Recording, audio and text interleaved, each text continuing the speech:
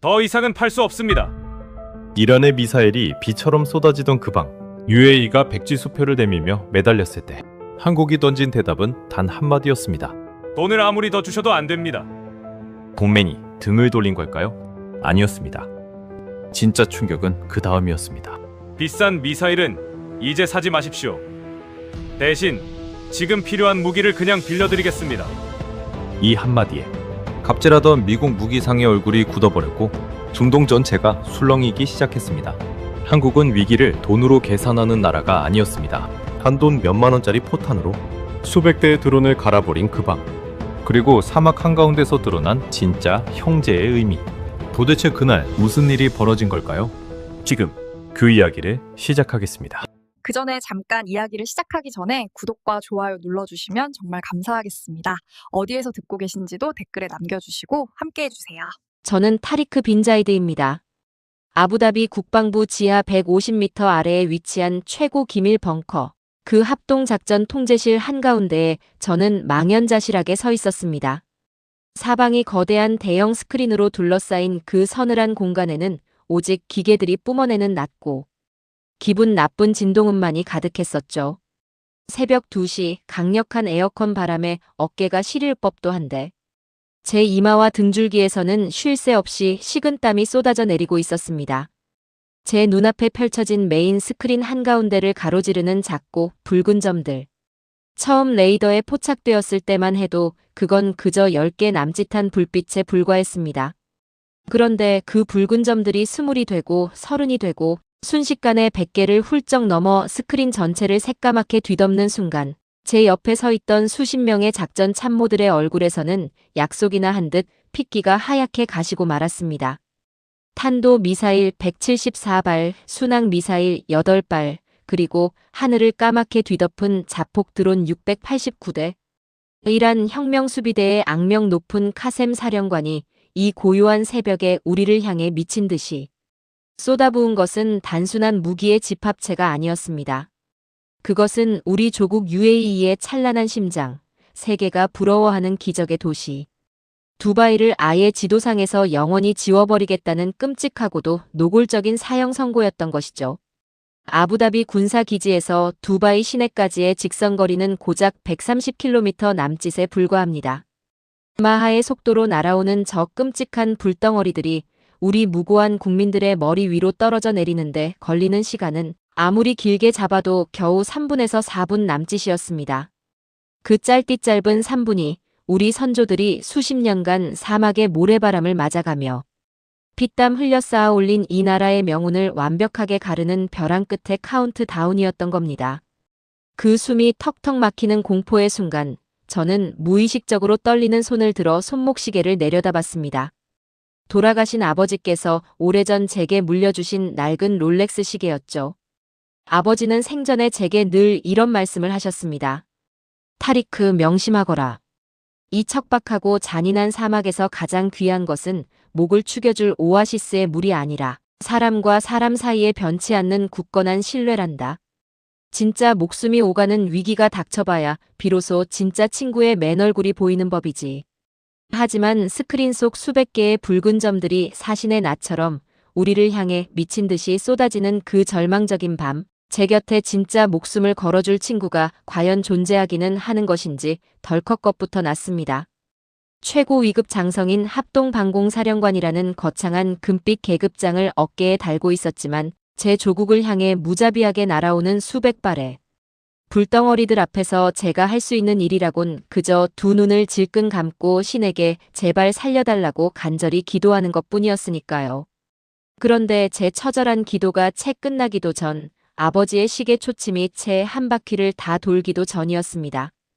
스크린 왼쪽 하단 방어선 가장 끄트머리 외곽에 덩그러니 배치되어 있던 한국산 천궁.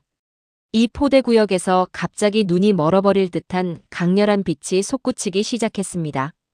수직으로 일직선으로 칠흑같이 어둡던 사막의 밤하늘을 무자비하게 찢어발기며 맹렬하게 솟아오르는 거대한 불꽃. 그것은 단순한 요격 미사일의 궤적이 아니었습니다. 그것은 지구 반대편의 작은 나라, 대한민국이라는 이름의 진정한 형제가 죽음의 문턱에 선 우리를 향해 던져준 굳건한 생명줄이자 결코 당신들을 포기하지 않겠다는 뜨거운 약속이었던 겁니다. 잠시 벙커의 답답한 공기를 벗어나 그 기적의 불꽃이 피어오른 열사의 사막 한가운데로 내려가 보겠습니다. 아부다비 남쪽 40km 지점, 모래바람이 매섭게 휘몰아치는 황량한 사막 한가운데에는 한국에서 갓 비행기를 타고 넘어온 천궁. 이 두 개 포대가 묵묵히 그러나 사나운 짐승처럼 자리 잡고 있었죠. 발사대 8기 유도탄은 총 60발 탑재가 가능했습니다.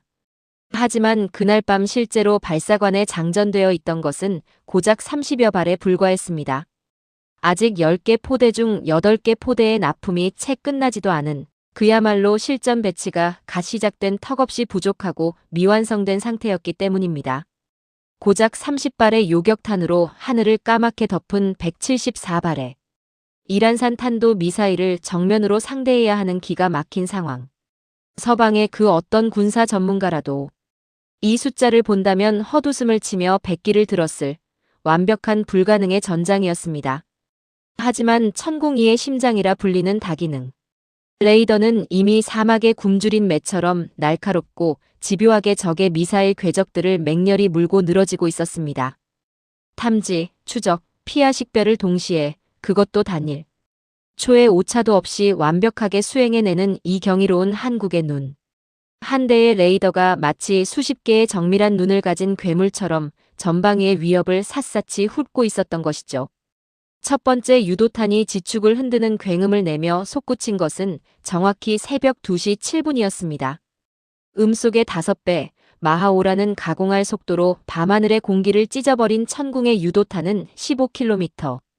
상공에서 춤을 추듯 날아오던 이란의 첫 번째 탄도 미사일을 무자비하게 들이받아 버렸습니다. 칠흑 같던 사막의 하늘에 한낮의 태양보다 밝은 거대한 오렌지빛 불꽃이 거대하게 피어올랐습니다. 두 번째, 세 번째, 그리고 네 번째. 한국의 천궁은 단 한순간의 자비도 없이 1초의 망설임도 없이 연달아 불을 뿜었습니다.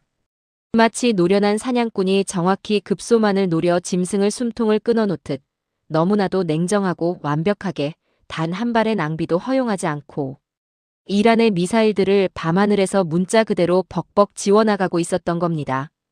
저는 벙커의 메인 스크린을 두 손으로 짚은 채 멍하니 바라보며 숨조차 제대로 쉴 수가 없었습니다. 모니터 상의 치명적인 붉은 점들이 천궁의 궤적과 만나는 순간 하얀 파편이 되어 하나씩 영원히 사라질 때마다 멈춰있던 제 심장은 갈비뼈를 부술듯이 거세게 요동치기 시작했죠. 그때 합동작전 통제실 한 구석에서 굳어있던 누군가가 넋이 완전히 나간 목소리로 중얼거렸습니다. 한국 것이 잡고 있다. 맙소사, 저 미친 레이더가 진짜 다 잡고 있어.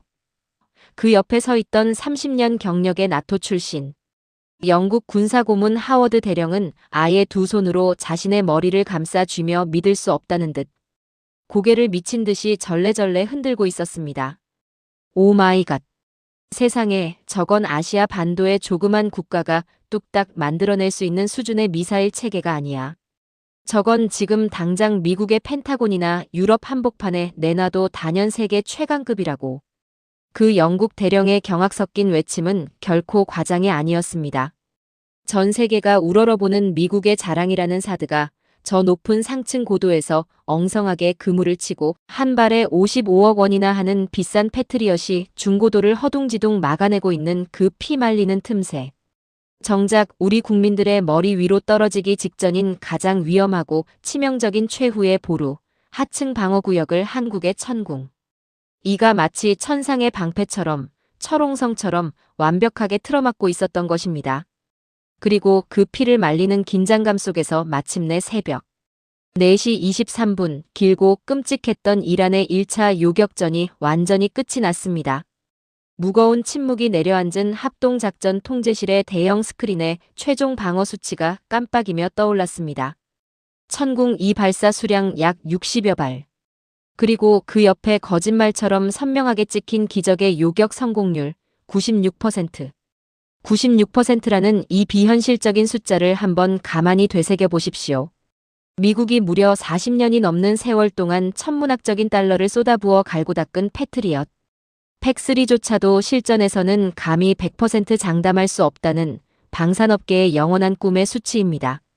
전 세계의 콧대 높은 네로라 하는 군사 전문가들도 감히 입에 올리기 조심스러워하는 그 완벽에 가까운 방어율을 이제 막 세계 시장에 명함을 내민 한국산 미사일이 찍어낸 겁니다.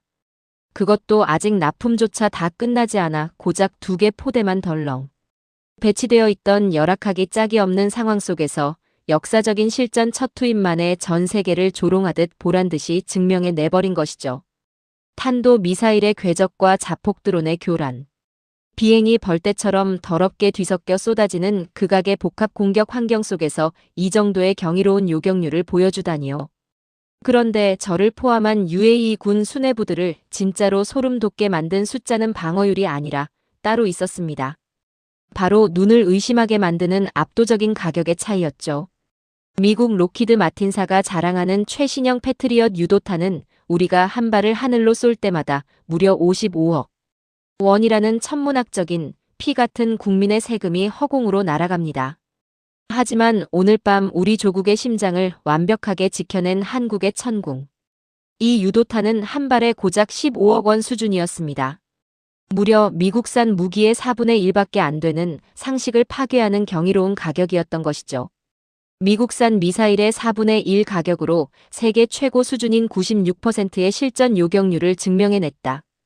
이 충격적인 사실 하나만으로도 당장 내일 아침 전 세계 방산 시장의 지형도가 송두리째 뒤집히고 남을 만한 엄청난 대사건이었습니다. 하지만 그 벅찬 순간 제게는 그런 복잡한 계산기 속의 숫자들보다 훨씬 더 가슴을 무겁게 때리는 깊은 감정이 해일처럼 밀려왔습니다. 불과 2시간 전 174발의 탄도 미사일이 내 조국, 내 가족을 향해 날아올 때 다리가 덜덜 떨려 제대로 서 있지도 못하던 제 자신의 한없이 나약했던 모습이 떠올랐기 때문이죠. 두려움에 입술은 바짝 타들어가 피가 났고 꽉 쥔 손바닥에는 끈적한 식은땀이 비오듯 흘렀었죠. 솔직히 고백하건대 저는 사령관이기 이전에 너무나도 무서웠습니다. 장군이라는 찬란한 금빛 계급장과 합동방공사령관이라는 묵직한 직함이 한없이 부끄럽게도 저는 그저 제 사랑하는 가족과 제 조국의 눈부신 도시가 한 줌의 잿더미로 변할까봐 두려움에 사시나무 떨듯 떠는 나약한 인간에 불과했습니다. 그런데 절망의 늪에서 허우적대며 죽음을 기다리던 제 기도를 듣고 손을 내밀어 준 것은 하늘에 계신 알라가 아니었습니다. 바로 대한민국이었습니다. 지구 반대편에서 날아온 인구 5천만의 낯선 아시아의 반도 국가. 그 나라의 젊은 청년들이 밤을 새워 피땀 흘려 만들어낸 쇳덩어리. 미사일이 벼랑 끝에 몰린 우리 조국의 뻥 뚫린 하늘을 새근새근 곤히 잠든 우리 아이들의 머리 위를 지켜낸 것입니다. 저는 떨리는 두 손으로 차가운 스크린을 어루만지며 속으로 수백 번 되물었습니다. 도대체 한국이라는 나라는 어떤 저력을 가진 나라인가? 그저 삼성 스마트폰을 잘 만들고 텔레비전에서 K-팝이라는 흥겨운 노래를 부르며 춤추는 나라. 그 정도로만 가볍게 치부했던 저의 얄팍하고 알량한 편견이 산산조각으로 박살나는 순간이었습니다.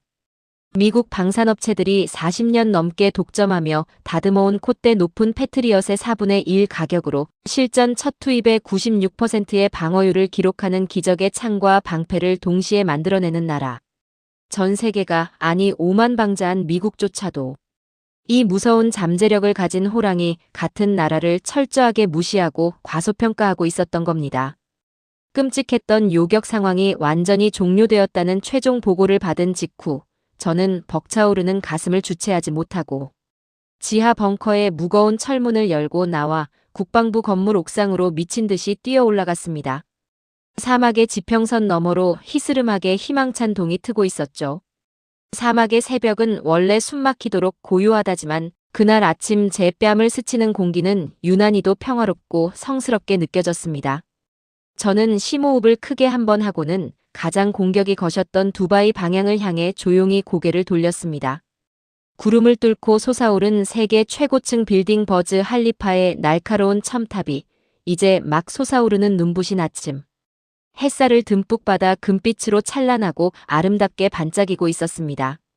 그 뒤로 빽빽하게 늘어선 거대한 금융 지구의 마천루들이 생채기 하나 없이 굳건히 제자리에 서 있었고, 뻥 뚫린 왕복 12차선 고속도로 위로는 벌써부터 분주하게 출근을 서두르는 시민들의 자동차 행렬이 일상의 풍경처럼 이어지고 있었습니다. 사람들이 살아 있었습니다. 우리의 긍지이자 자랑인 찬란한 빌딩들이 무너지지 않고 우뚝 서 있었습니다. 두바이가, 우리 위대한 조국 UAE의 심장이 어젯밤의 지옥을 이겨내고 여전히 뜨겁게 펄떡이며 숨을 쉬고 있었던 겁니다. 차가운 새벽 공기를 깊이 들이마시자 제 두 눈시울이 걷잡을 수 없이 뜨거워지며 굵은 눈물이 볼을 타고 흘러내렸습니다. 하지만 그 벅찬 감격의 눈물을 미처 닦아낼 새도 없이 제 군복 주머니 깊숙한 곳에서 최고 위급 군사 위성 전화기가 신경질적인 비프음을 내며 울려대기 시작했습니다. 발신자는 다름 아닌 국방부 장관의 직통 전화였습니다. 수화기 너머로 들려오는 늙은 장관의 쉰 목소리에는 평소의 위험은 온데간데 없고 숨길 수 없는 극도의 다급함과 공포가 덕지덕지 묻어 있었죠. 타리크 사령관, 듣고 있나? 천궁 2 유도탄 잔여 재고 상황. 지금 당장 내게 정확한 숫자로 보고하게. 예, 장관님. 방금 전 벙커에서 최종 확인을 마쳤습니다만 저는 차마 참담한 뒷말을 입 밖으로 꺼내기가 고통스러워 침을 꿀꺽 삼켰습니다. 뜸 들이지 말고 빨리 말해. 도대체 창고에 몇 발이나 더 남아있단 말인가? 장관님. 안타깝게도 현재 방어 태세를 유지할 수 있는 물량은 거의 다 소진되었습니다. 어젯밤, 아니 오늘 새벽 그 미친 듯한 이란의 일. 차 공세를 막아내느라 우리가 가진 천궁의 거의 전부를 허공에 쏟아부어야만 했습니다. 수화기 너머로 칠흑 같은 숨막히는 침묵이 아주 무겁게 내려앉았습니다. 그리고 이내 장관의 이성이 끊어진 듯한 단호하고도 절박한 명령이 불호령처럼 떨어졌습니다. 지금 즉시 한국방위사업청에서 파견 나온 그 파견관놈에게 연락해. 아직 우리 쪽에 납품 안 된 나머지 8개 포대 물량, 아니 지금 당장 한국군이 자기들 땅에서 쓰고 있는 실전 물량이라도 모조리 빼서 당장 우리한테 보내달라고 해라. 돈은 그들이 부르는 대로, 아니 부르는 값의 2배, 3배라도 백지수표로 모조리 치르겠다고 전하란 말이다. 이란 놈들이 언제 2차 공격을 퍼부을지 모른단 말이야. 장관의 말이 맞았습니다. 우리가 살아남았다는 안도감은 사막의 신기루처럼 한순간의 허상일 뿐이었습니다. 악에 바친 카셈 사령관의 또 다른 탄도 미사일과 짐승 같은 무자비한 자폭 드론대가 오늘 밤, 아니 당장 1시간 뒤에 다시 우리 하늘을 시커멓게 덮칠지 모르는 일촉즉발의 절망적인 상황. 우리에게는 당장 내일 밤을 버텨낼 강력한 한국의 방패가 미치도록 절대적으로 필요했습니다. 저는 전화를 끊자마자 한치의 망설임도 없이 땀으로 미끄러지는 손가락을 억지로 움직여 한국방위사업청에서 UAE로 파견 나온 김태진 파견관의 개인 번호를 신경질적으로 눌렀습니다. 뚜루루 울리는 길고 지루한 신호음 사이로 오일머니의 힘으로 돈이라면 얼마든지 주겠다는 오만한 중동 부국의 자신감과 제발 우리 가족과 나라를 살려달라는 처절하고 비참한 애원이 제 가슴속에서 지저분하게 뒤섞여 소용돌이치고 있었습니다. 하지만 잠시 후 전화를 받은 한국의 김태진 파견관의 입에서 흘러나온 그 너무나도 단호하고 차분한 한마디는 돈으로 세상 모든 것을, 심지어 생명조차 살 수 있다고 믿어왔던 우리 잘난 중동 부국들의 오만한 콧대를 완벽하게 박살내버리는 상상 초월의 엄청난 충격이었습니다. 그것은 우리가 그토록 기다리던 구원의 승낙이 아니라 뼈가 시리도록 냉정하고 단호한 거절이었습니다. 아니, 지금 도대체 무슨 소리를 하는 겁니까, 김 파견관. 저는 끓어오르는 분노와 절망을 주체하지 못하고 위성 전화기에 대고 미친 듯이 소리를 질렀습니다. 제 평생 오일머니를 쥐고 무기를 사겠다는 국방부. 수뇌부의 백지수표를 단칼에 거절하는 무기상은 단 한 번도 본 적이 없었기 때문이었죠. 돈이 부족해서 그럽니까? 우리가 부르는 게 값이라고 하지 않았습니까? 당신네 회사 창고에, 아니면 한국 군대가 지금 당장 쓰고 있는 물량이라도 모조리 빼서 당장 이 사막으로 실어오란 말입니다. 우리 국민들의 목숨이, 우리 조국의 심장이 총각을 다투고 있단 말입니다. 제 목소리는 이미 짐승의 으르렁거림처럼 처절하게 갈라져 있었습니다. 하지만 수화기 너머로 들려오는 김태진 파경관의 목소리는 사막의 오아시스보다 더 차분하고 바위보다 더 단단했습니다. 사령관님, 현재 저희 본국에 남아있는 천궁. 이 물량은 사우디아라비아와 이라크에 납품하기로 이미 국가 간의 계약이 끝난 물량입니다.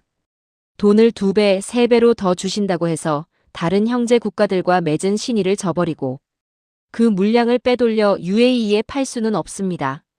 그것은 대한민국이 전 세계와 약속을 지키며 비즈니스를 하는 방식이 아닙니다.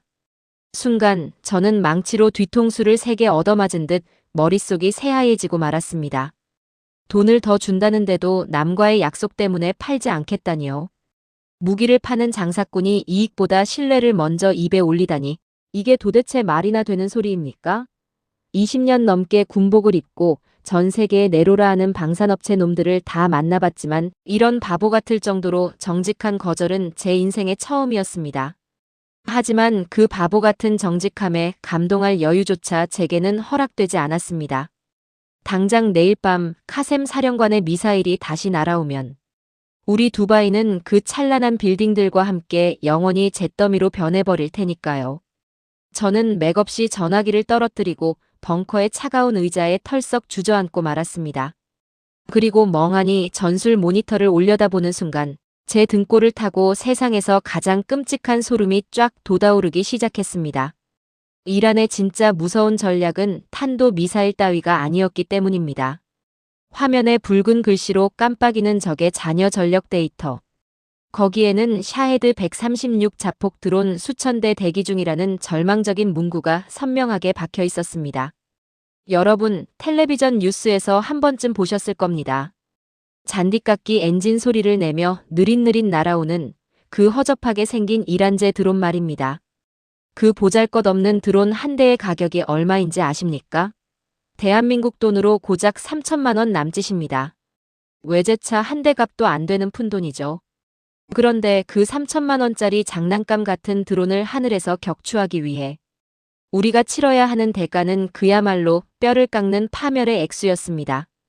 미국이 자랑하는 최신형 패트리엇 미사일은 쏠 때마다 한 발에 무려 55억 원이 날아갑니다.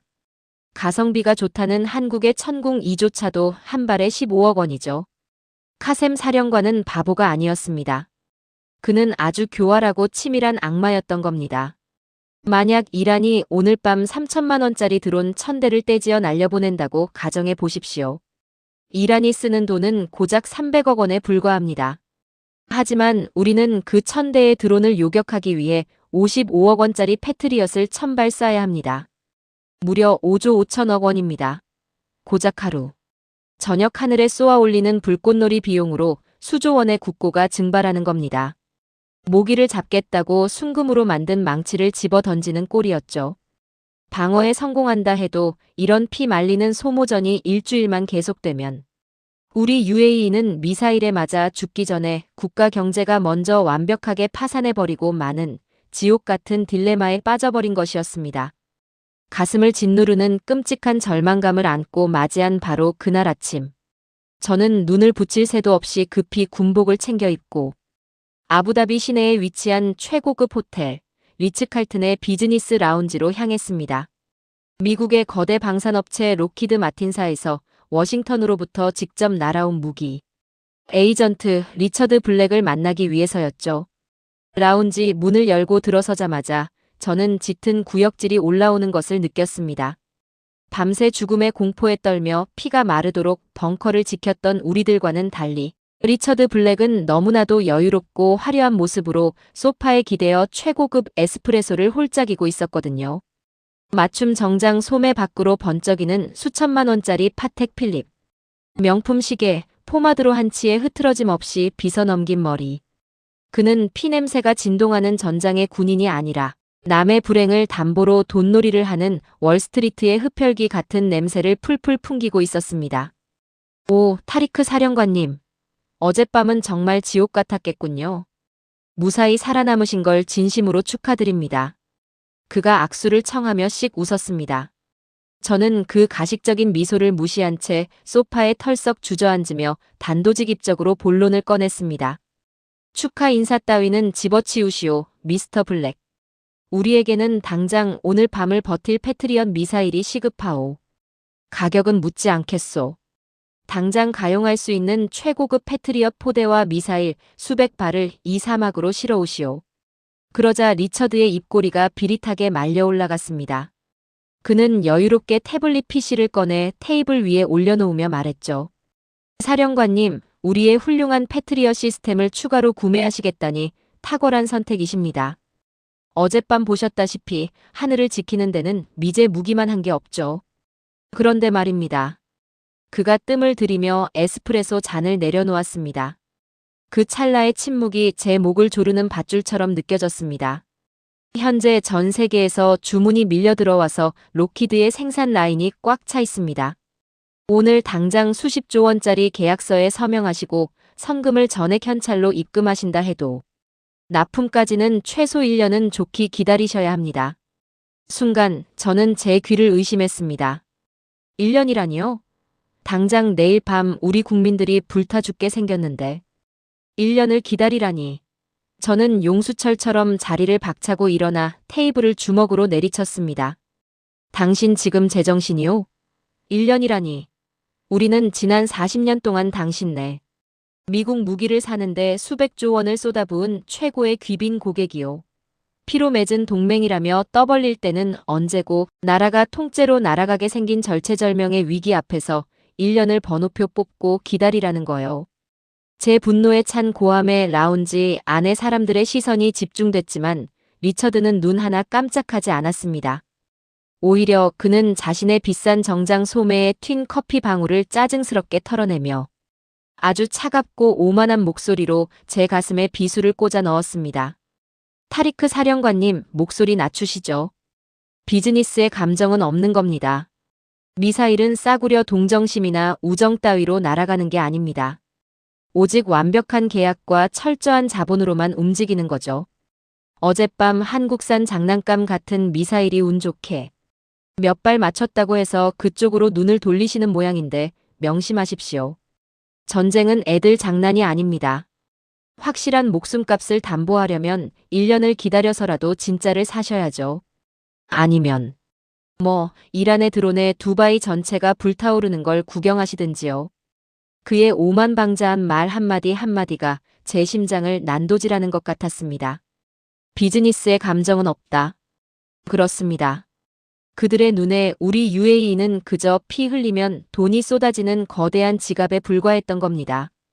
동맹, 혈맹, 그런 건 평화로울 때 무기를 비싸게 팔아먹기 위한 번지르르한 세일즈멘트였을 뿐이죠. 호텔을 빠져나오는 제 발걸음은 마치 천근만근의 쇳덩이를 단 것처럼 무거웠습니다.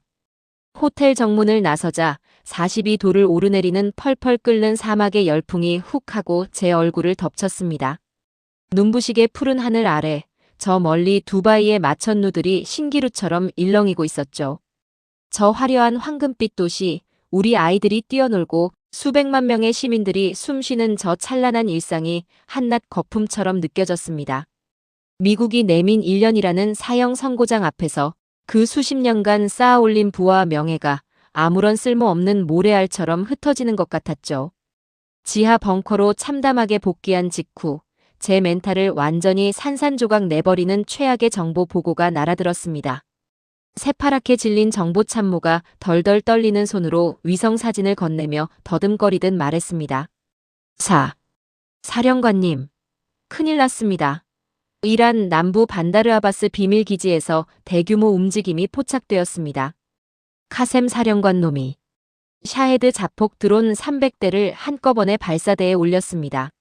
타격 목표는 정확히 두바이 국제금융센터와 항만 시설입니다. 도달 예상 시간 내일 새벽 3시경입니다. 드론 300대. 그것도 두바이 경제의 심장부인 금융지구를 노린 집중 타격. 이것은 더 이상 전쟁이 아니라 대학살의 예고였습니다. 300대의 자폭 드론이 두바이 상공에 비처럼 쏟아진다면 200개가 넘는 글로벌 금융기관들이 입주해 있는 마천루들이 도미노처럼 무너져 내릴 것이고 전 세계의 투자 자본은 단 하루 만에 두바이를 버리고 썰물처럼 빠져나갈 것입니다. 40년간 모래바람을 마시며 맨손으로 일궈낸 중동의 기적이 단 하룻밤 만에 완벽한 잿더미로 돌아가는 겁니다. 저는 핏발선 눈으로 전술 지도를 뚫어지라 노려봤습니다. 방어할 무기가 없습니다. 천궁은 다 떨어졌고 미국은 1년을 기다리라며 조롱했습니다. 우리가 쏠 수 있는 미사일의 숫자는 이란이 띄운 드론의 10분의 1도 채 되지 않았습니다. 철저하고도 완벽한 절망이 벙커 안의 산소를 싹 다 빨아들이는 것 같았습니다. 저는 떨리는 두 손으로 얼굴을 감싸 쥐었습니다. 머릿속에 올해 12살 된 제 사랑하는 딸 라일라의 얼굴이 떠올랐습니다. 어제 아침 출근길에 아빠, 이번 주말엔 두바이몰에서 아이스크림 꼭 사줘야 해. 라며 환하게 웃던 그 천사 같은 미소가 잿더미 속에서 피투성이가 된 채 굳어버릴지도 모른다는 상상에 미치자 가슴이 찢어질 듯한 고통이 밀려왔습니다. 도대체 누가 이 지옥에서 우리를 구원해 줄 수 있단 말입니까? 동맹의 피눈물 앞에서 계산기나 두드리는 오만한 제국주의자. 미국? 이빨 빠진 사자가 되어 자기 코가 석자인 유럽. 그 누구도 없었습니다. 세상 천지 그 어디에도 빈털터리가 된 우리 조국을 위해 목숨을 걸고 대신 피를 흘려줄 바보 같은 나라는 존재하지 않았습니다. 이대로 속수무책으로 내일 새벽 두바이가 불바다가 되는 것을 지켜봐야만 하는 것인가. 절망의 나락으로 떨어지며 숨을 헐떡이던 바로 그때 벙커에 굳게 닫힌 강철문이 육중한 소리를 내며 거칠게 열렸습니다. 그리고 그 문턱에 역광을 받으며 뚜벅뚜벅 걸어 들어오는 한 남자의 그림자가 보였습니다. 그 그림자의 주인공은 바로 한국방위사업청의 김태진 파견관이었습니다. 그의 얼굴 역시 밤새 한숨도 자지 못한 듯 턱수염이 까칠하게 자라 있었고 두 눈은 붉게 충혈되어 있었죠. 방금 전 리처드 블랙이라는 미국 무기상에게서 맡았던 그 역겨운 향수 냄새와는 완전히 달랐습니다. 그의 몸에서는 짙은 피로와 함께 묘하게도 사람을 안심시키는 단단한 흙내음 같은 것이 풍기고 있었습니다. 저는 그가 입을 열기도 전에 짐승처럼 달려가 그의 두 어깨를 미친 듯이 움켜쥐었습니다. 체면이고 뭐고 다 내던진 채 저는 거의 울부짖다시피 그에게 매달렸습니다. 김 파견관, 제발 부탁이오. 내가 아까 전화로는 너무 흥분해서 미안했소. 당신네 나라가 신의를 중요하게 생각한다는 건 잘 알겠소. 하지만 지금 우리 두바이가, 우리 아이들이 다 죽게 생겼단 말이오. 가셈. 그 악마 같은 놈이 내일 새벽에 300대의 자폭 드론을 금융지구로 날려보낸다고 하오. 패트리엇이고 천궁이고 창고가 텅텅 비었는데 우리는 이제 맨몸으로 그 불덩어리들을 막아내야 한단 말이오. 제발 당신네 본국에 다시 한 번만 연락해서. 하지만 김태진 파견관은 흔들림 없는 단단한 눈빛으로 저를 조용히 응시할 뿐이었습니다. 그리고는 제 두 손을 부드럽게 하지만 단호하게 떼어내며 아주 낮고 묵직한 목소리로 입을 열었죠. 사령관님, 제가 벙커로 직접 찾아온 이유는 천궁 미사일을 팔러 온 것이 아닙니다. 거절의 말씀을 번복하러 온 것도 아닙니다. 그의 입에서 또다시 거절의 뉘앙스가 풍기자 저는 다리에 힘이 풀려 그 자리에 주저앉을 뻔했습니다. 하늘이 노랗게 변하고 숨이 턱 막혀왔죠. 아, 이대로 정말 끝이구나. 한국마저 우리를 버렸구나. 절망의 늪으로 완전히 가라앉으려던 찰나 김 파견관이 들고 있던 낡은 서류 가방을 탁자 위에 올려놓으며 믿을 수 없는 말을 꺼냈습니다. 천궁은 더 이상 드릴 수 없습니다. 아니, 지금 상황에서는 천궁을 더 사셔도 안 됩니다. 사령관님, 적의 전략에 완전히 말려들고 계신 겁니다. 파리를 잡는데 순금으로 만든 도끼를 휘두를 수는 없는 노릇 아니겠습니까? 저는 멍한 표정으로 그를 올려다봤습니다. 순금 도끼라니, 그게 도대체 무슨 소리란 말입니까? 김 파견관은 서류 가방에서 태블릿 PC를 꺼내 벙커의 메인 스크린에 연결했습니다. 화면에는 이란의 샤헤드 자폭 드론과 우리의 방공 무기들의 단가가 적나라하게 비교된 표가 떠올랐죠. 사령관님도 아시다시피 저 드론 한 대의 가격은 고작 3천만 원입니다. 하지만 저걸 막겠다고 55억 원짜리 패트리엇을 쏘고 15억 원짜리 천궁을 쏘면 어떻게 되겠습니까? 어젯밤처럼 요격에 100% 성공한다고 쳐도 우리는 방어할수록 가난해지고 끝내 파산하고 맙니다. 카셈 사령관이 노리는 진짜 표적은 두바이의 건물이 아닙니다. 바로 사령관님의 국고 UAE의 경제 그 자체인 겁니다. 비싼 미사일을 쏘게 만들어서 우리 스스로 말라 죽게 만드는 잔악한 비용 소모전인 것이죠. 망치로 머리를 3개 얻어맞은 것 같은 엄청난 충격이었습니다. 3천만 원짜리 장난감을 막기 위해 수조 원의 돈을 허공에 태워야 하는 끔찍한 딜레마. 카셈의 그 악랄한 속내를 이 이방인 청년은 이미 완벽하게 꿰뚫어보고 있었던 겁니다. 저는 마른 침을 꿀꺽 삼키며 떨리는 목소리로 물었습니다. 그럼 도대체 우리 보고 어쩌라는 거예요? 손을 놓고 두바이가 불타는 걸 구경만 하라는 뜻이요? 김태진 파견관의 입가에 처음으로 옅은 미소가 번졌습니다. 그것은 미국 무기상이 짓던 비열한 웃음과는 차원이 다른 확신에 찬 듬직한 미소였죠. 그래서 제가 진짜 해답을 가져온 겁니다. 3천만 원짜리 드론을 수조 원이 아니라 단돈 수만 원으로 완벽하게 갈아 마셔버릴 수 있는 괴물 말입니다. 그가 태블릿의 화면을 넘기자 거대한 스크린에 저는 평생 단 한 번도 본 적 없는 기괴하고도 무시무시하게 생긴 장갑차 한 대의 사진이 떠올랐습니다. 캐터필러가 달린 육중하고 낮은 차체 위로 보기만 해도 살벌한 30mm 쌍열 기관포 두 문이 하늘을 향해 뻗어 있었고 그 양옆으로는 매서운 이빨처럼 신궁지대공 유도탄 4발이 장착되어 있었죠. 투박하고 거칠었지만 마치 사막의 모래바람 속에서 태어난 사나운 맹수처럼 당장이라도 모니터를 뚫고 튀어나올 것만 같은 압도적인 위압감을 뿜어내고 있었습니다. 이 녀석의 이름은 비호복합입니다. 대한민국 육군이 북한의 무인기대를 찢어버리기 위해 실전 운용하고 있는 단거리 대공 방어의 끝판왕이죠. 15억 원짜리 비싼 미사일이 아닙니다. 이 녀석은 21km 밖에서부터 자체 레이더로 저 쥐새끼 같은 드론대를 완벽하게 포착합니다. 표적이 5km 안으로 들어오면 양옆에 신궁 미사일로 먼저 선제 타격을 가하죠. 그리고 살아남은 놈들이 3km 안쪽으로 밀고 들어오는 순간 김 파경관의 눈빛이 매섭게 빛났습니다. 저 30mm 쌍열 기관포가 불을 뿜기 시작합니다. 분당 1200발. 1초에 자그마치 20발의 쇳덩어리가 하늘에 거대한 불의 장막을 쳐버리는 겁니다. 한 번 레이더에 물린 표적은 컴퓨터가 사격 통제 장치로 끝까지 추적해서 포신을 자동으로 돌려버리죠. 사수는 그저 방아쇠만 당기면 됩니다.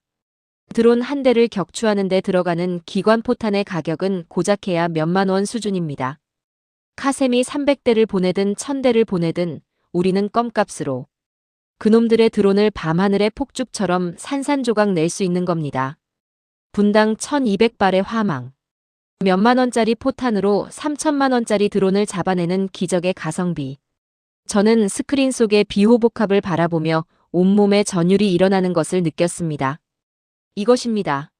이게 바로 카셈의 끔찍한 소모전 전략을 완벽하게 짓밟아버릴 유일한 카운터펀치였던 겁니다. 당장이라도 저 괴물들을 사막 한가운데에 배치해놓고 불나방처럼 날아오는 이란 드론들을 갈아버리고 싶은 충동에 피가 끓어올랐죠. 하지만 들떴던 마음도 잠시 악다. 리처드 블랙이 던졌던 1년이라는 사형 선고가 뇌리를 스치며 다시금 눈앞이 캄캄해졌습니다. 훌륭하오. 정말 미치도록 완벽한 무기요. 그런데 김파경관. 저 괴물을 우리가 당장 돈을 주고 산다 해도 생산해서 이 사막까지 가져오는데 얼마나 걸리겠소? 미국 놈들처럼 최소 6달, 아니 1년은 좋게 걸리지 않겠소? 당장 내일 새벽에 두바이가 불바다가 되게 생겼는데 1년 뒤에 오는 무기가 무슨 소용이란 말이오. 저는 절망에 빠져 머리를 쥐어뜯었습니다. 좋은 무기가 있으면 뭐합니까? 내일 당장 쓸 수 없다면 그림의 떡이나 다름없는 것을요. 그런데 그때 제 평생, 아니 중동 50년 방산 역사상 가장 충격적이고도 위대한 한마디가 김태진 파경관의 입에서 터져나왔습니다. 사령관님, 제가 아까 말씀드리지 않았습니까? 천궁 미사일은 더 이상 사시면 안 된다고 말입니다. 이 비호복함 역시 저희는 UAE에 팔지 않을 겁니다. 저는 숨을 멈췄습니다. 팔지 않겠다니? 약을 올리는 것도 아니고 이 완벽한 무기를 보여줘 놓고 팔지 않겠다는 건 또 무슨 신보란 말입니까? 사지 마십시오. 대신 김파경관이 저를 향해 한 걸음 다가오며 묵직한 돌직구를 던졌습니다. 그냥 빌려 쓰십시오. 대한민국 육군이 현재 최전방에서 직접 운용하고 있는 비호복합 실전 배치 물량을 그대로 빼서 당장 UAE에 긴급 임대해 드리겠습니다. 돈은 한 푼도 남기지 않겠습니다. 그저 장비를 실어 나르는 수송기 기름값과 실비만 주시면 됩니다. 벙커 안의 시간이 그대로 멈춰버린 것 같았습니다. 숨소리조차 들리지 않는 완벽한 정적 속에서 저는 제 귀를 의심하며 입을 떡 벌리고 서 있을 수밖에 없었죠. 무기를 빌려준다고? 그것도 자국 군대가 쓰고 있는 현역 최전방 무기를 돈도 안 남기고 원가에 그냥 빌려주겠다고? 전 세계 방위산업의 상식을 완전히 박살 내버리는 미친 소리였습니다. 미국의 로키드 마틴은 55억 원짜리 미사일을 1년 뒤에 주겠다며 목을 빳빳하게 세웠는데 이 한국인들은 대체 무슨 생각으로 이런 미치는 장사를 하겠다는 건지 이해할 수가 없었습니다. 당신들 도대체 왜 이러는 거예요? 무기를 파는 장사꾼이라면 지금 우리 상황이 피를 빨아먹기 가장 좋은 타이밍 아닙니까? 우리가 부르는 게 값이라고 백지수표를 내밀었는데 그걸 발로 차버리고 무기를 렌탈해주겠다니. 한국은 도대체 왜 이렇게까지 바보 같은 짓을 하는 거예요? 제 목소리는 주체할 수 없는 감정으로 심하게 떨리고 있었습니다. 김파경관은 한참 동안 저를 가만히 바라보더니 이내 창밖의 캄캄한 사막을 향해 시선을 돌렸습니다. 그의 눈동자에는 설명할 수 없는 깊은 슬픔과 동시에 꺾이지 않는 강인한 긍지가 서려 있었죠. 사령관님, 저희 대한민국은 70여 년 전 온 나라가 잿더미로 변하는 참혹한 전쟁을 겪었던 나라입니다. 부모를 잃은 고아들이 넘쳐났고 먹을 것이 없어 흙을 파먹으며 버텼던 지독한 가난을 온몸으로 겪어냈죠. 그때 이름도 모르던 지구 반대편의 수많은 나라들이 우리를 살리기 위해 피를 흘려주었고 물자를 보내주었습니다.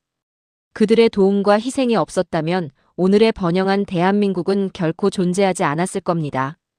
그의 목소리가 미세하게 떨렸습니다. 대한민국은 우리가 가장 처절하게 피 흘리며 쓰러져 있을 때 누군가 내밀어 주었던 그 따뜻한 손길을 단 하루도 잊은 적이 없습니다. 은혜를 입었으면 반드시 갚아야 하고 형제가 피를 흘리고 있을 때는 결코 계산기를 두드려서는 안 된다는 것. 그것이 수많은 잿더미를 딛고 일어선 대한민국이 세상을 살아가는 방식입니다. 비즈니스에 감정이 없다고요? 천만의 말씀입니다. 피가 통하지 않는 무기는 그저 고철 덩어리에 불과합니다. 우리는 형제의 목숨이 경각에 달린 위기를 이용해 절대 돈놀이를 하지 않습니다. 그 순간 저는 참았던 눈물이 왈칵 쏟아지는 것을 느꼈습니다. 돌아가신 아버지가 남겨주신 낡은 손목시계가 제 손목에서 뜨겁게 진동하는 것만 같았죠. 위기가 닥쳐봐야 진짜 친구의 맨 얼굴이 보인단다. 타리크. 아버지 찾았습니다. 돈으로 환산할 수 없는 진짜 신의 피로 맺은 진짜 형제 국가를 드디어 찾았습니다. 미국이 우리를 버리고 이익을 쫓아 침을 뱉을 때 대한민국은 자신들의 이익을 내던지고 기꺼이 우리의 방패가 되어주겠다며 피 묻은 손을 내밀어 준 것입니다. 감사하오. 정말로 감사하오, 김파경관.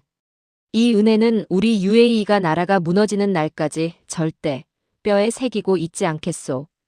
그런데 내일 새벽 당장 300대의 드론이 날아오는데 한국에서 이 사막까지 언제 그 장비들을 실어올 수 있단 말이오? 제가 눈물을 훔치며 묻자 김파경관은 손목의 시계를 확인하며 입가에 듬직한 미소를 지어 보였습니다. 걱정하지 마십시오. 사령관님과 제가 이 벙커에서 대화를 나누고 있는 이 순간에도 본국에서는 이미 비호복합 12대를 실은 우리 공군의 C-130 허큘리스 대형 수송기들이 활주로를 박차고 날아올랐습니다. 늦어도 48시간. 아니, 바람만 도와준다면 내일 밤이 오기 전에 아부다비 알 다프라 공군 기지에 활주로 바퀴를 내릴 겁니다. 무기만 오는 게 아닙니다. 이 장비들을 직접 다루고 정비할 우리 한국 육군의 최정예 엔지니어 40명도 함께 목숨을 걸고 날아오고 있습니다. 미국이 1년을 번호표 뽑고 기다리라던 그 절망의 시간. 한국은 단 48시간 만에 그것도 자국 군인들의 목숨을 담보로 한 최정의 무기를 우리 사막으로 날려보내고 있었던 겁니다. 이것이 바로 전 세계가 경악하는 K-스피드, 피를 나눈 형제국을 향한 대한민국의 압도적인 의리였던 것이죠. 그리고 정확히 38시간 후, 살이 타들어갈 듯한 42도의 무자비한 폭염이 쏟아지는 아부다비의 알 다프라 공군 기지 활주로. 아지랑이가 피어오르는 지평선 너머로 육중한 엔진 소리를 내며 대한민국 공군의 꼬리 날개 마크가 선명한 거대한 수송기들이 연이어 모래바람을 일으키며 착륙하기 시작했습니다. 수송기의 거대한 후방 해치가 서서히 열리며 뿜어져 나오는 매캐한 기름 냄새. 그리고 그 안에서 짐승처럼 그르렁대는 엔진음을 터뜨리며 지상으로 묵직하게 내려오는 12대의 괴물, 비호복합. 사진으로 봤을 때보다 실물로 마주한 그 위용은 훨씬 더 웅장하고 잔인하리만치 듬직했습니다. 그 쇳덩어리들 사이로 땀에 흠뻑 젖은 전투복을 입은 한국의 젊은 청년들이 쏟아져 내렸습니다. 42도에 펄펄 끓는 사막의 열기 속에서도 그들의 눈빛에는 단 한치의 두려움이나 피로도 보이지 않았죠. 오직 남의 나라 형제국가의 하늘을 지켜내겠다는 결연한 사명감만이 불타오르고 있었습니다. 그들은 활주로에 발을 내딛자마자 물 한 모금 마실 새도 없이 즉각 정비 공구를 집어들고 비호복합의 레이더와 포신을 미친 듯이 점검하기 시작했습니다. 저는 그 경이로운 광경을 옥상에서 내려다보며 이마에 맺힌 땀인지 눈물인지 모를 뜨거운 액체를 소매로 거칠게 닦아냈습니다. 이제 모든 준비는 끝났습니다.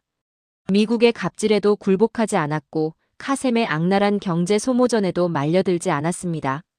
우리의 등 뒤에는 이제 1년이 아니라 단 48시간 만에 날아와준 지구상에서 가장 든든하고 위대한 형제 대한민국이 버티고 서 있었으니까요. 와라, 카셈 이 악마 같은 놈아. 내 놈의 장난감 드론 300대가 뿜어내는 알량한 불꽃놀이가 오늘 밤 한국산 괴물의 30mm 포탄 앞에서 어떻게 처참하게 찢겨나가는지 내 두 눈으로 똑똑히 지켜봐 주마. 저는 피가 날 정도로 주먹을 꽉 쥐고 붉게 물들어가는 사막의 일몰을 매섭게 노려보았습니다.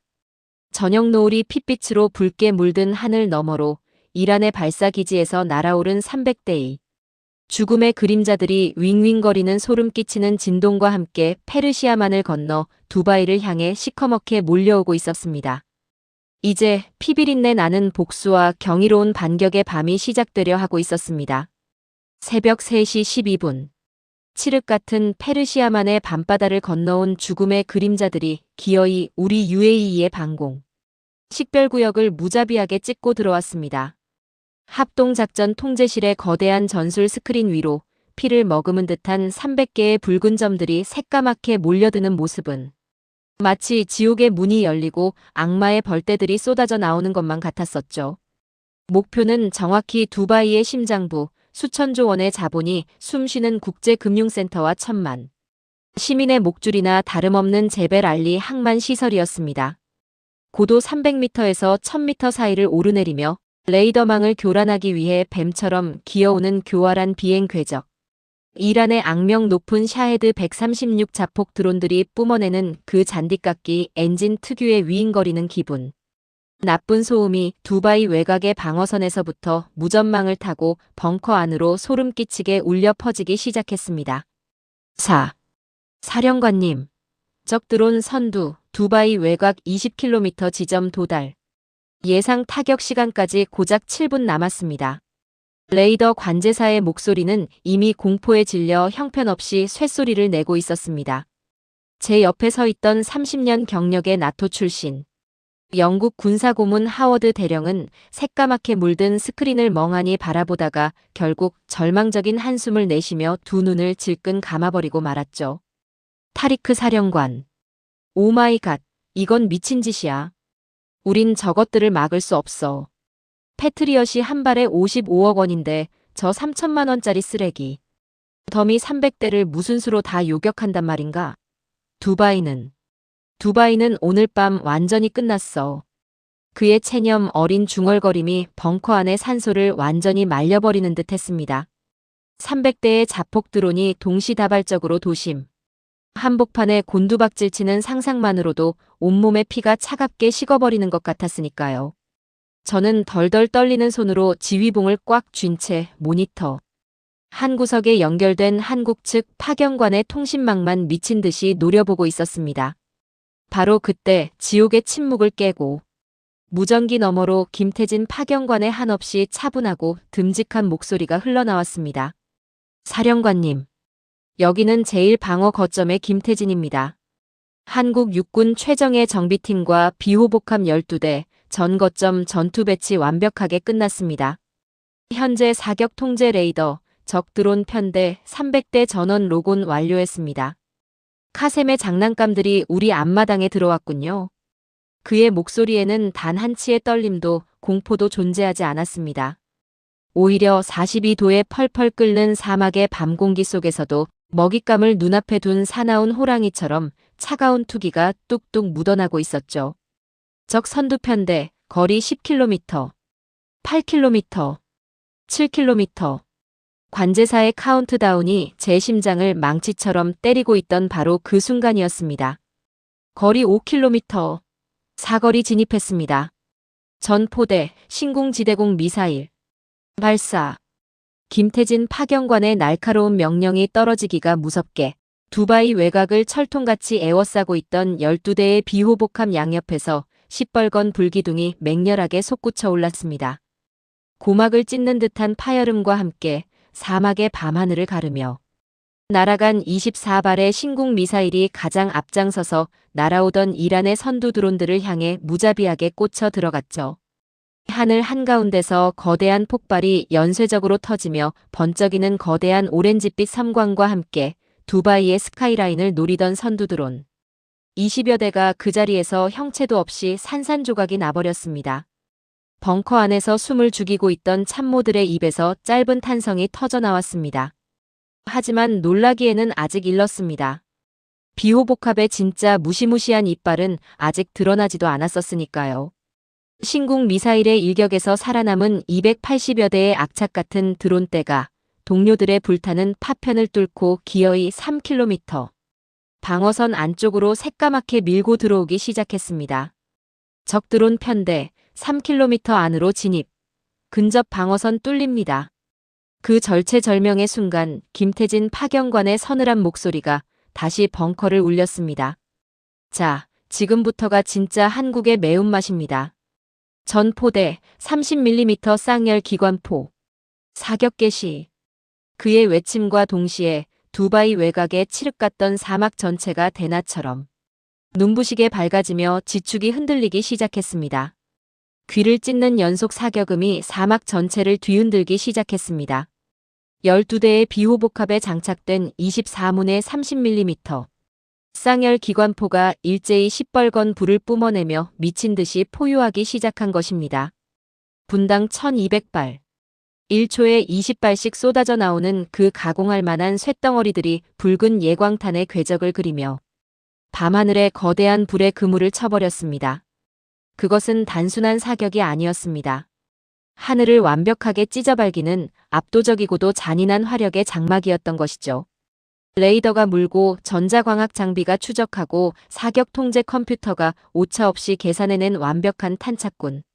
30mm 철갑 소위탄들이 비처럼 쏟아지자 3천만 원짜리 이란의 샤헤드 드론들은 마치 살충제를 맞은 모기떼처럼, 아니 거대한 믹서기에 갈려나가는 종이장처럼 하늘에서 처참하게 찢겨나가기 시작했습니다. 연쇄 폭발음이 끊임없이 밤하늘을 뒤흔들었습니다. 하늘은 온통 드론들이 연쇄 폭발을 일으키며 만들어내는 핏빛 불꽃놀이로 가득 찼습니다. 한 대가 터지면 그 파편의 옆에 있던 드론이 맞아 터지고 기관포가 휩쓸고 지나간 자리에는 오직 시커먼 연기와 불타는 쇳조각들만이 비처럼 쏟아져 내릴 뿐이었죠. 스크린을 가득 채웠던 300개의 붉은 점들이 비호복합의 기관포가 불을 뿜을 때마다 수십 개씩 뭉텅이로 지워져 나가는 광경은 그야말로 소름이 돋을 만큼 경이롭고 통쾌한 카타르시스 그 자체였습니다. 세상에. 저 포탄 한 발 가격이 얼마라고 했지? 넋이 나간 하워드 대령이 더듬거리며 묻자 우리 측 군수 참모가 떨리는 목소리로 대답했습니다. 한 발에 우리 돈으로 고작 몇만 원 남짓입니다. 55억 원짜리 미사일이 아니라 단돈 몇만 원짜리 포탄으로 저 3천만 원짜리 드론들을 모조리 갈아버리고 있는 겁니다. 그렇습니다. 카셈 사령관이 그렇게나 치밀하게 준비했던 악랄한 경제 소모전 전략이 대한민국이 만든 가성비 끝판왕 무기 앞에서 완벽하게 그리고 너무나도 허망하게 박살이 나버리고 있었던 겁니다.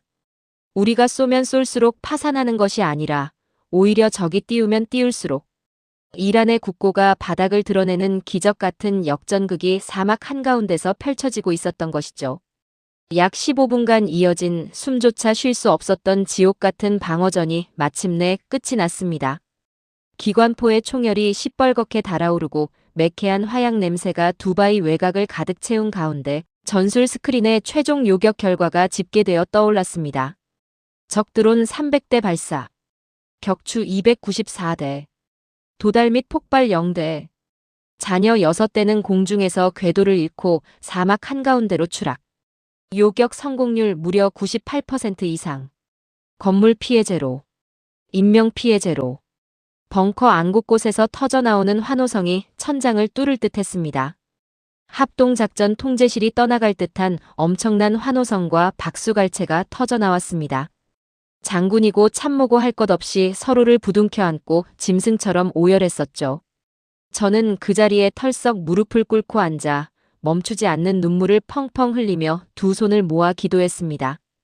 두바이가 살았습니다. 우리 국민들이 제 사랑하는 딸 라일라가 살아남은 것입니다. 이 모든 것이 1년을 기다리라며 우리를 조롱했던 미국 대신 단 48시간 만에 나라와 피 묻은 손을 기꺼이 내밀어준 위대한 형제, 대한민국 덕분이었습니다. 같은 시간 페르시아만 건너편 이란 남부의 비밀기지. 자신의 완벽한 승리를 확신하며 샴페인 잔을 만지작거리던 혁명수비대의 카셈 사령관은 스크린에 뜬 전멸이라는 믿을 수 없는 보고를 받고는 그 자리에서 거품을 물고 쓰러질 뻔했습니다. 이게 도대체 무슨 소리야? 미사일이 다 떨어졌을 텐데 누가 우리 드론 300대를 모조리 격추했단 말이냐? 미국 놈들의 패트리엇이 새로 들어오기라도 했단 말이냐? 사령관님, 그게 패트리엇이 아닙니다. 레이더 분석 결과 기관포, 다량의 기관포 사격에 의해 전멸당한 것으로 확인되었습니다. 한국군이 사용하는 비호복합이라는 장갑차들이 두바이 외곽에 쫙 깔려 있었습니다. 뭐라고? 한국? 또 그 빌어먹을 한국 놈들이란 말이냐? 고작 포탄 쪼가리로 내 300대의 드론을 갈아버렸다고. 카셈은 분노를 이기지 못하고 샴페인 병을 집어 던져 박살을 내버렸습니다. 그가 야심차게 준비했던 300대의 드론, 수백억 원의 가치가 고작 수십만 원어치의 한국산 포탄 앞에 형체도 없이 찢겨나갔다는 사실은 이란의 군사적 자존심을 시궁창에 처박아버린 완벽한 치욕이었죠. 그리고 또 한 명, 이 경이로운 소식을 듣고 하얗게 질려버린 남자가 있었습니다. 바로 아부다비 최고급 호텔의 스위트룸에서 여유롭게 에스프레소를 마시며 1년짜리 갑질 계약서를 만지작거리던 미국 록히드 마틴의 무기상 리처드 블랙이었죠. 뉴스 속보로 타전되는 비호복합의 기적 같은 방어 성공 소식에 그는 들고 있던 찻잔을 바닥에 떨어뜨리고 말았습니다. 비즈니스에는 감정이 없다며 오만하게 굴었던 그들의 콧대가 형제의 의리로 똘똘 뭉친 대한민국의 진심 앞에 철저하게 짓밟히고 묵사발이 나버린 순간이었습니다. 동이틀 무렵 핏빛으로 얼룩졌던 사막의 밤이 지나가고 눈부시게 찬란한 아침 햇살이 두바이의 마천루 위로 금빛 축복처럼 쏟아져 내리기 시작했습니다. 저는 그 길로 벙커를 빠져나와 헬기를 타고 비호복합이 배치되어 있던 제1방어 거점 사막으로 단숨에 날아갔습니다. 헬기에서 내리자마자 훅 하고 끼쳐오는 지독한 화약 냄새와 42도의 숨막히는 폭염.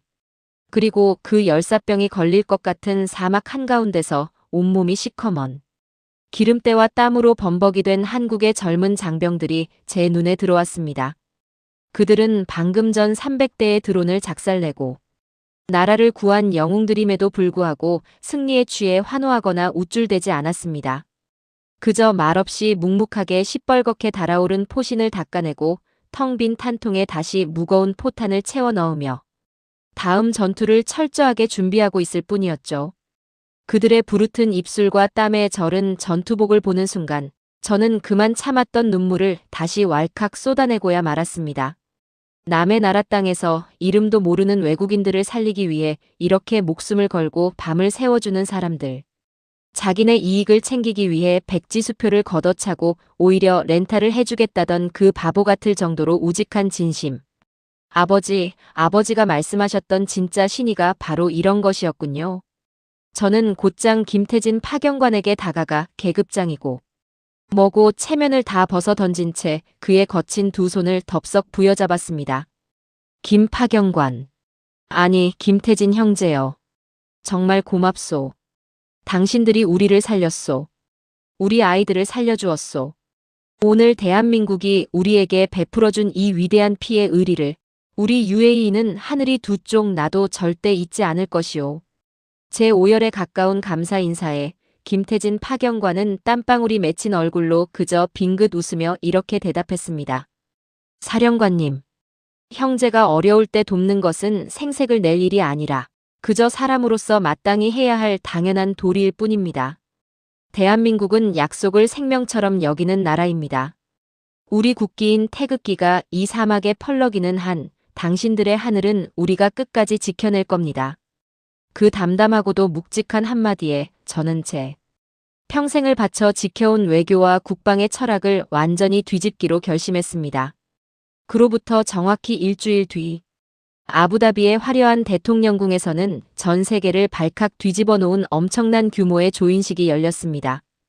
우리 UAE 정부는 미국의 55억 원짜리 패트리엇 추가 구매 계약서를 그들의 얼굴 앞에서 시원하게 갈기갈기 찢어버렸습니다.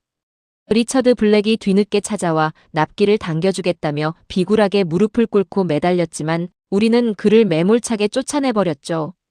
대신 우리는 위기의 순간에 목숨을 걸고 달려와준 형제, 대한민국과 함께 역사에 길이 남을 포괄적 방산 파트너십에 서명했습니다. 그 규모는 자그마치 350억 달러.